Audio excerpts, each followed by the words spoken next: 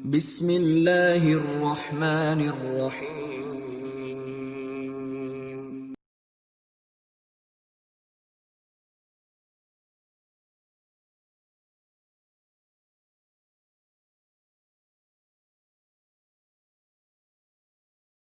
Bismillahirrahmanirrahim. Assalamualaikum warahmatullahi wabarakatuh. Alhamdulillahi wassalatu wassalamu ala rasulillah wa ala alihi wa sahbihi ajma'in. Amma ba'du. Kaifa halukum? Ustazah harap kalian selalu diberi kesehatan oleh Allah agar bisa terus belajar atau menuntut ilmu yang bermanfaat. Amin. Anak-anak, sebelum belajar, mari kita berdoa dulu ya.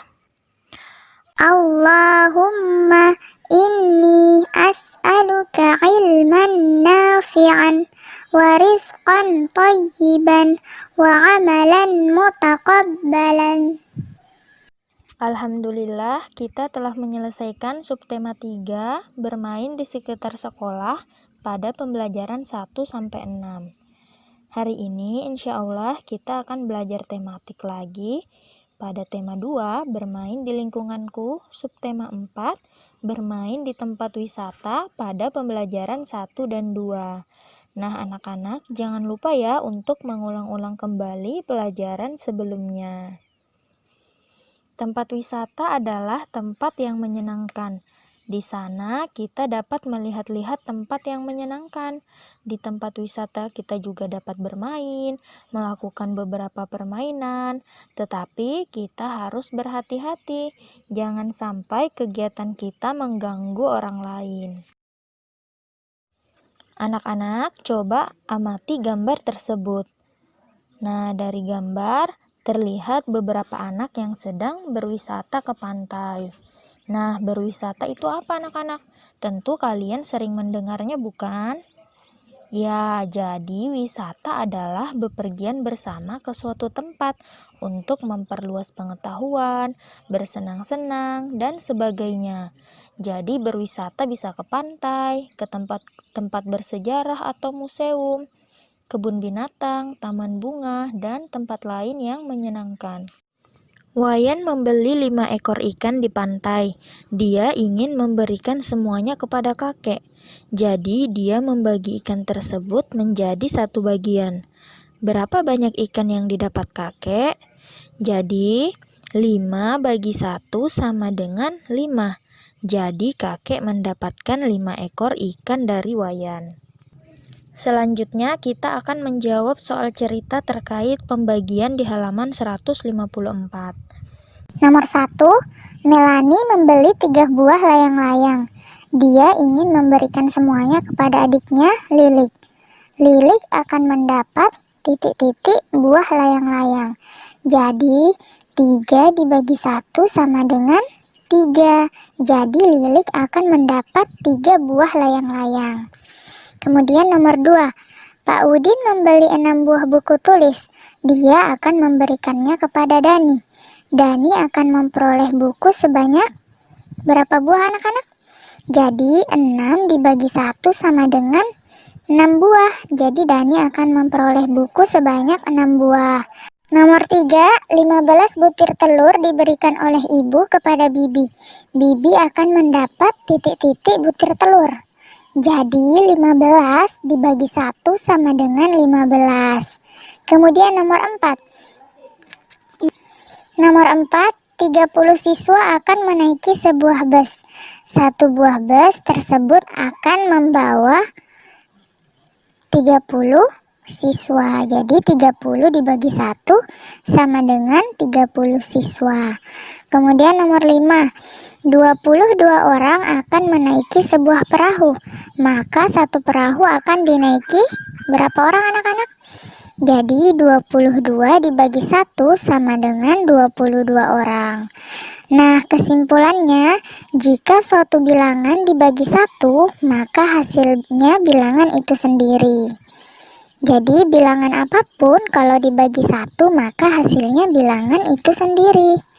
Aku membeli 5 buah gantungan kunci sebagai oleh-oleh. Kelimanya aku berikan kepada ayah, ibu, kedua kakakku, dan bu guru. Tahukah kamu berapa buah gantungan kunci yang diterima oleh setiap orang? Nah, berarti caranya 5 buah gantungan kunci dibagi dengan 5 orang. Kenapa 5 orang? Karena ada ayah, ibu, kedua kakakku, dan bu guru. Berarti 5 dibagi 5 sama dengan 1. Jadi setiap orang mendapat 1 bagian. Jadi itu adalah cara lain untuk menggunakan pembagian dengan angka 1. Murid kelas 2 SD Hatimulia akan berwisata ke pantai. Mereka sangat gembira. Mereka membayangkan dapat bermain di pantai. Mereka dapat bermain pasir, berenang, atau berjemur. Pada hari yang telah disepakati, mereka berkumpul. Mereka berangkat naik bus sekolah pada pukul 6 pagi. Perjalanan dari sekolah sampai ke pantai diperkirakan selama 1 jam. Semua dianjurkan untuk sarapan terlebih dahulu di rumah. Setiap anak hanya membawa 1 tas. Setiap tas berisi botol minuman, baju ganti, dan topi. Mereka tidak lupa membawa buku catatan dan alat tulis. Mereka akan mengamati berbagai benda yang ada di pantai. Membaca percakapan. Nah, coba buka bukunya di halaman 161. Rasti. Wah, di pantai ini banyak sekali plastik. Kita tidak boleh membuangnya di sini kan? Ahmad. Tentu saja. Bu Guru, apakah plastik termasuk benda yang seharusnya ada di pantai? Bu Guru. Seharusnya tidak. Kita harus menempatkan sampah plastik di tempat sampah. Ingatlah bahwa kalian jangan membuang sampah sembarangan. Wayan, mirip aturan di rumah ya, Bu? Bu Guru, betul sekali Wayan. Di rumah pun kalian harus menjaga kebersihan dan ketertiban. Togar, baik Bu, bolehkah kami bermain-main lagi di pantai? Bu Guru, boleh, tetapi jangan mengganggu wisatawan lain. Jangan berebut mainan. Jika temanmu ada yang terluka saat bermain, segera ditolong. Lapor ke bapak dan ibu guru pendamping jika membutuhkan bantuan. Jadi anak-anak, aturan itu berlaku di mana saja, tidak harus di rumah atau di sekolah. Di tempat berwisata pun ada aturan yang harus kita laksanakan. Sekarang kita akan mengelompokkan benda yang bentuknya tetap dan benda yang bentuknya tidak tetap. Nah, coba kita lihat gambar pertama, ada sekop. Nah, sekop ini bentuknya tetap. Kemudian yang kedua, pasir. Nah, pasir juga bentuknya tetap. Kemudian yang ketiga ada kepiting. Kepiting juga bentuknya tetap. Kemudian yang keempat ada pelepah pisang. Nah, pelepah pisang ini juga bentuknya tetap. Kemudian yang kelima ada gambar ikan. Nah, ikan ini juga bentuknya tetap. Kemudian yang keenam gambar air di dalam botol. Nah, ini juga bentuknya tidak tetap. Kemudian yang ketujuh ember. Ember ini bentuknya tetap. Kemudian batu. Batu juga bentuknya tetap. Kemudian kelapa. Kelapa juga bentuknya tetap. Sekarang kita akan mengamati gerak dasar menekuk tubuh. Para siswa melanjutkan permainan jamuran di pantai. Mereka bermain bersama-sama dengan riang gembira. Nah, coba perhatikan gambarnya ya, anak-anak. Jadi itu merupakan contoh permainan jamuran yang dilakukan di pantai. Jadi jamuran adalah permainan yang berasal dari Pulau Jawa. Jamuran bisa dimainkan anak-anak yang berjumlah 4-12 orang.